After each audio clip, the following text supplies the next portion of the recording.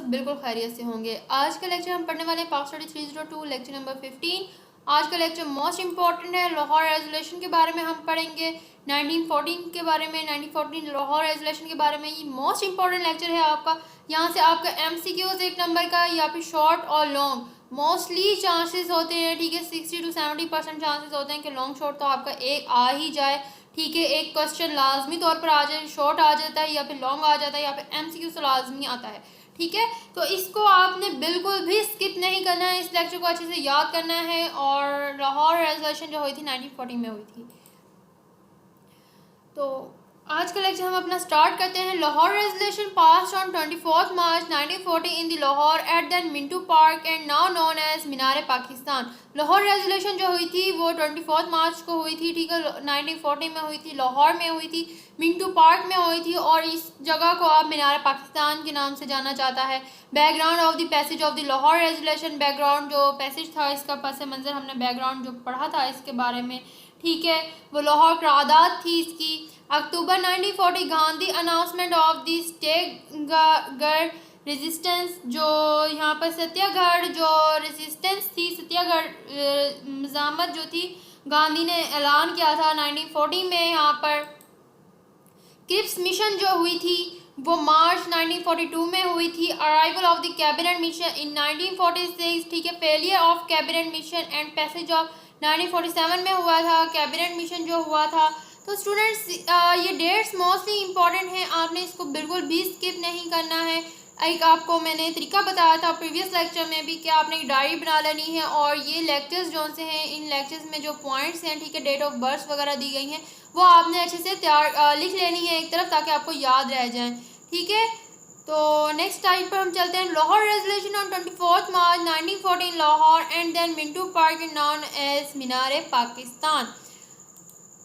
Background of the passage of the Lahore resolution, अब background क्या था, इसका पस मंज़र क्या था लाहौर करारदाद का पाकिस्तान का, ठीक है। लाहौर रेजोल्यूशन का यहाँ पर क्या था। Quaid e Azam made several attempts during the 1935 to 39 to make the Congress leaders to understand the Muslim point of view.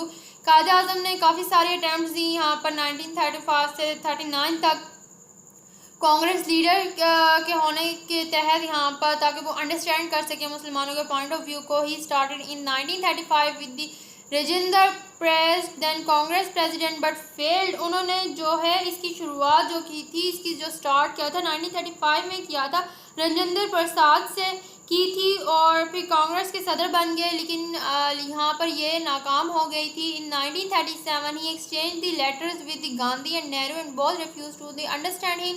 यहाँ पर उन्होंने 1937 में दोबारा से एक्सचेंज किए थे अपने लेटर्स जो गांधी के साथ किए थे एक नेहरू रिपोर्ट में, यहाँ पर नेहरू के साथ, और दोनों ने समझने से इनकार कर दिया था, गांधी ने भी और नेहरू ने भी, ठीक है। दोनों ने समझने से इनकार कर दिया था कि वो क्या उनका पॉइंट ऑफ व्यू है। यहाँ पर फिर नेक्स्ट स्लाइड की तरफ चलते हैं। Exchange letter with newly elected council president Subhash Chandra Bose which had no eventful result. फिर उन्होंने क्या किया, कायद-ए-आज़म ने उसने नए के साथ जो नए सदर थे, ठीक है, कांग्रेस के जो नए सदर थे सुभाष मुंतखब हुए थे चंद्र बोस, यहाँ पर उनके साथ उन्होंने अपने खतूत का तबादला किया जिसका कोई वाक़या या नतीजा उनको नहीं मिला। यहाँ पर इसका भी वाक़या उन्हें नहीं मिला, नतीजा नहीं मिला, कोई इतना अच्छा रिजल्ट नहीं मिला। Then again he exchanged letters with Nehru in 1939। उन्होंने 1939 में दोबारा से अपने लेटर्स एक्सचेंज किए, दोबारा से अपनी बात करवाने की कोशिश की, अपनी बात मनवाने की कोशिश की। Who adamantly believed that there was no Hindu-Muslim problem existed। जो सख्ती से यकीन रखते हैं कि यहाँ कोई हिंदू मुस्लिम नहीं था, जो मसला यहाँ पर मौजूद था, ठीक है, एग्जिस्ट कर रहा था, वहाँ पर हिंदू मुस्लिम का नहीं था। Consequently, it showed that Congress attitude reinforced Muslim separatism, showing oppression in Hindu majority province by the Congress government। नतीजे में क्या हुआ कि इसने ये जाहिर किया कि मुसलमान को तकवीत बख्शी गई, ठीक है, एक एटीट्यूड के तौर पर उनको तकवीत यहाँ पर दी गई कांग्रेस के रवैया अलहदगी की पसंद में, जिसमें जुल्म और सितम दिखा रही है। यहाँ पर उसको अगर ज़ाहिर है उनको नज़र आ रहा था जो एटीट्यूड मुस्लिम हिंदूज़ का था यहाँ पे हिंदू लोगों का था, वो यही शो करवा रहा था कि जो मुस्लिम है इंडिया में वो क्या होगा, उनकी कोई भी वो नहीं रहेगी, उन पर जुल्म किए जाएंगे, सारा कुछ होगा, ठीक है, उनको राइट्स नहीं दिए जाएंगे उनके। Western education had given them to concept of the nationalism which they redefined on the basis of the Islamic nationalism with the reference to the tradition, religion and society. नज़रियाती तौर पर मुसलमान बोलते थे कि खुद मुख्तारी के तहत नहीं रहते थे। गैर मुस्लिम जो थे हुक्मरान थे और इस पर यकीन रखते हैं कि दारुल उलूम जो है वो दारुल इस्लाम है। यहाँ पर तारीख में वो बहुत से लोगों से गुजरे, ठीक है, उसकी पैदाइश से बाद से उतार चढ़ाव देखा, ठीक है, इस्लाम लेकिन हमेशा ज़िंदा रहा। यहाँ पर he promise to agree for the duration of the war if the Congress accepted his 5 points. यहाँ पर मगरबी तालीम जो थी उन्हें ने दिया था कौम परस्ती का वो तसव्वुर जो वो था, उसकी इस्लाम पर बुनियाद पर नई तारीफ़ की गई थी। कौमियत के हवाले से यहाँ पर बताया गया था, रवायत, मज़हब और माशरा के बारे में यहाँ पर बताया गया था। 1939 की यहाँ पर अटैम्प्ट जो थी वो हुई, यहाँ पर जो उन्होंने प्रॉमिस किया था, एग्री हो गए थे, ड्यूरेशन जो वार हुई थी यहाँ पर, ठीक है, उसमें हुए थे। कायद आज़म मेड लास्ट अटैम्प्ट, उन्होंने अपनी जो लास्ट अटैम्प्ट की थी कि कोई ना कोई तो मान जाएगा, तो उन्होंने लास्ट अटैम्प्ट जो की थी कांग्रेस के साथ 1939 में की थी। He promise to agree for the duration of the war, उन्होंने प्रॉमिस किया था कि वो एग्री हो जाएंगे जो ड्यूरेशन था वार का, और एक्सेप्ट किया था उन्होंने 5 पॉइंट्स। वो कौन से थे?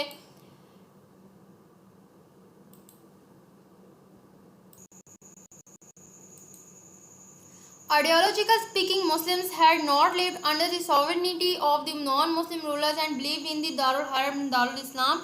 नज़रियाती तौर पर मुसलमान जो थे वो बोलते थे कि खुद मुख्तारी के तहत नहीं रहते थे।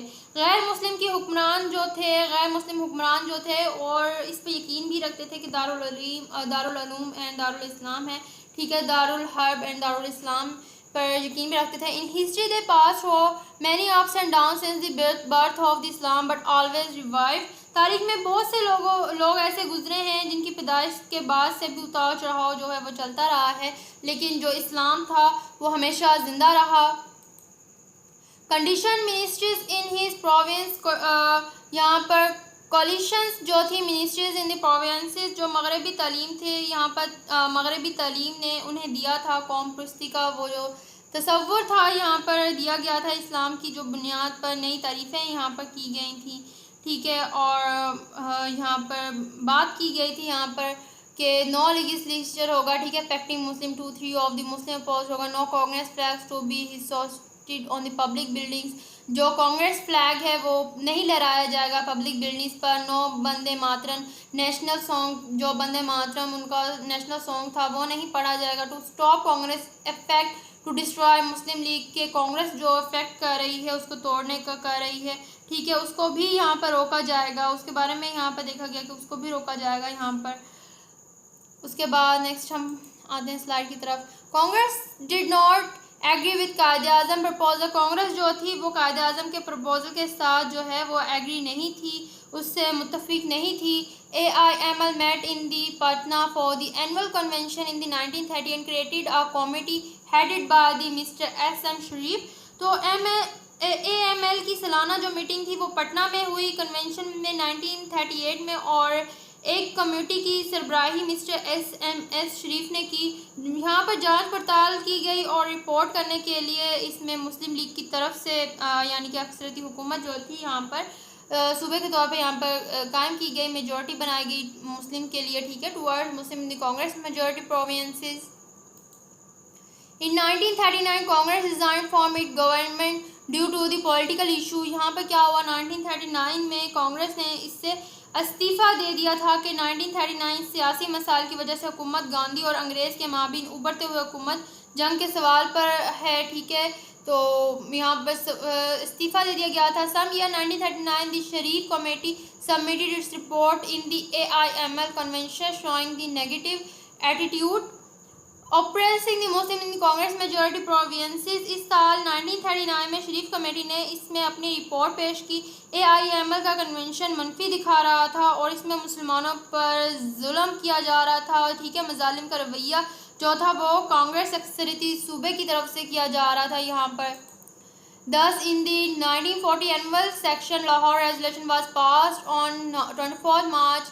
आखिर में क्या हुआ कि 1940 में एनुअल सेक्शन लाहौर रेजोल्यूशन जो था वो पास हो गया था, 24 मार्च में डिक्लेयर किया गया था, जिसमें डिमांड हुई थी कि इंडिपेंडेंट होगा, ठीक है, सॉवरेन स्टेट मिलेगा मुस्लिम को एक बरसगीर के तौर पर, और डिवाइड हो गया था इंडिया और पाकिस्तान, ठीक है, 2 स्टेट्स में डिवाइड हो गया था पाकिस्तान के नाम पर। यहाँ पर खुद मुख्तारी जो थी, रियासत जो थी मुसलमानों को मिल गई थी, यहाँ पर खुद मुख्तार रियासत मिल गई थी। In October 1940 Gandhi announce his plan of the individual satyagraha यहाँ पर which lead over the 600% including top Congress. तो यहाँ पर क्या हुआ कि गांधी ने अक्टूबर 1940 में ऐलान कर दिया था, ये एक इनफरादी सत्याग्रह में यहाँ पर सत्याग्रह का मंसूबा जो है वो क़यादत जो किया गया था वो 600 शख्स समेत कांग्रेस कायदीन जेल में। गांधी एक अवामी तहरीक को उकसाया लेकिन नाकाम रहा। उसने लोगों को उकसाया तो सही 600 लोग थे जो, लेकिन जो उसको नाकामी ही मिली गांधी को, क्योंकि ये एक आज़ादी की खातिर नहीं था बल्कि हिंदुस्तान लेकिन बरतानी हुकूमत के लिए कांग्रेस को सिर्फ तस्लीम करें। यहाँ पर हिंदुस्तानी अवाम का नुमाइंदा भी थे, ठीक है, ये सिर्फ एक वो नहीं था कि फ्रीडम मिल रहा है इंडिया को यहाँ पर, बल्कि ब्रिटिश की जो ग़ुलामी कर रहे थे मुस्लिम्स, वो वहाँ से भी उनको छुटकारा मिल रहा था। उसके बाद क्रिप्स मिशन जो 1942 थी, the British were in trouble in the geographical area of subcontinent, the world war second as the Japanese had advance in the Burma. तो ब्रिटिश जो था वो ट्रबल में आ गया था, मुश्किल में आ गया था जोग्राफिकल एरिया में जो बरसगीर में हुआ, ठीक है ना। बरतानवी जो था, ब्रिटिश जो था, इस खत्ते में मुश्किल में थे कि बरसगीर का जो जोग्राफियाई इलाका है वो दूसरी जंग अजीम जैसे कि जापानियों ने की थी बर्मा में तरक्की याफ्ता के लिए की थी, ठीक है। उसके बाद बरतानवी हुकूमत ने एक मिशन भेजा जिसकी सरबराही 1943 में स्टाफोर्ड क्रिप्स ने की थी यहाँ पर, ठीक है। सर स्टैफोर्ड में क्रिप्स ने 1942 में की थी, दिल्ली में की थी यहाँ पर, ठीक है, और दिल्ली हिंदुस्तान में की थी। एक मुंतखब इदारा कायम किया था, जंग के बाद किया था यहाँ पर। मिशन जो था वो कुवैत में हुआ था, मिशन जो था वो जो फेल हुआ, ये मिशन जो फेल हो गया, नाकाम हो गया मिशन, कुवैत के आउटब्रेक के साथ नाकाम हो गया था यहाँ पर। और गांधी के ज़रिए 1942 में इंडिया मूवमेंट यहाँ पर हुई थी। द कैबिनेट मिशन 1946, अब कैबिनेट मिशन के 1946 में जो पॉइंट्स है, जनरल इलेक्टेड हुआ held in the 1946 general election जो थे वो 1946 में थे। Election showed how to the assembly was divided between the league and the Congress. यहाँ पर इलेक्शंस ने शो किया था कि किस तरह से असेंबली जो है डिवाइड हो गई है लीग में और कांग्रेस में, ठीक है। और प्रोविंशियल जो इलेक्शन थे वो हेल्ड हुए थे 1946 में। Here also the league Congress division become the obvious. तो यहाँ पर जो थे मुस्लिम लीग के यहाँ पर लीग कांग्रेस का हिस्सा जो था वो वाजिया हो गया था 1946 में। Finally the British government sent a mission of the British cabinet member call the cabinet mission. तो फाइनली ये ब्रिटिश गवर्नमेंट जो था उसने मिशन सेंड किया था ब्रिटिश कैबिनेट मेंबर को, उसको कैबिनेट मिशन कहा जाता है। It comprise the secretary of the state for India Lord Pethick Lawrence. तो यहाँ पर इसमें हिंदुस्तान की जो सेक्रेटरी बड़ा खारजा शामिल थे, लॉर्ड पैथिक लॉरेंस इसकी सरबराह के तौर पर थे बतौर मेंबर। क्रिप्स और सिकंदर भी यहाँ पर थे।